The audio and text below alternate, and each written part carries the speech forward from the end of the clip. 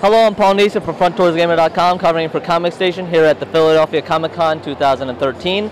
I am standing here with the Hollaback organization. Obviously, we have a little bit of a focus on the comic, but first I want to talk about the organization itself. What is Hollaback? Hi, my name is Rochelle. I'm the director of Hollaback Philly. Hollaback is an international organization dedicated to ending street harassment. If you're not familiar with what street harassment is, it's sexual harassment in public by strangers. And we're the Philadelphia branch of that organization. The international organization has 62 branches in over 20 cities all over the world, dedicated to on-the-ground activism in the specific communities to help end the street harassment.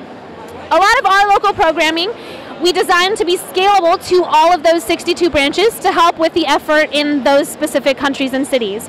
We've done SEPTA advertisements to help with the public education and discussion about street harassment. And we also made the comic book, which Aaron will talk about in a little bit. And our focus now is on education for all ages to get people talking about street harassment and what we can do as people to interact with each other better in public and private spaces.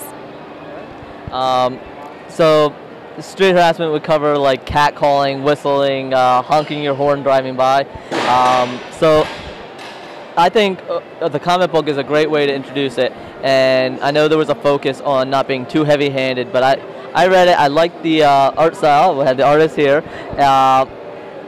Each of the characters, there's the blue, red, and yellow. Each of them address it in a different way. So what made you want to do it in a comic form? What did you think that a comic could bring out to people? You want to talk about that? I'll take it. I'm Erin. I'm the artist and writer. I've also been a comic book fan for most of my life. So I feel pretty strongly that comic books can get you emotionally involved in the characters and the story. We wanted something that would be educational and informational without being, like you said, preachy or heavy-handed. And a comic book is a perfect way to tell a story, to get that message across. Comic books have also been used in educational purposes with youth for years. I remember getting a Spider-Man anti-smoking comic book in elementary school and thinking that was the greatest thing ever. So we also really wanted to focus on both youth education, but also getting guys to read it and to understand what we need from them as male allies in fighting street harassment, in sticking up for women when they see this sort of thing happening, and also knowing that it's just not acceptable behavior. And comic books are a great way to get guys, women, kids, it's like it appeals to a wide audience, is what I'm trying to say. Actually, one of the characters, Blue, is the male boyfriend of Red, and Red and Yellow are two women that approach harassment in two different ways. Yellow is probably more the strong, immediately fires back.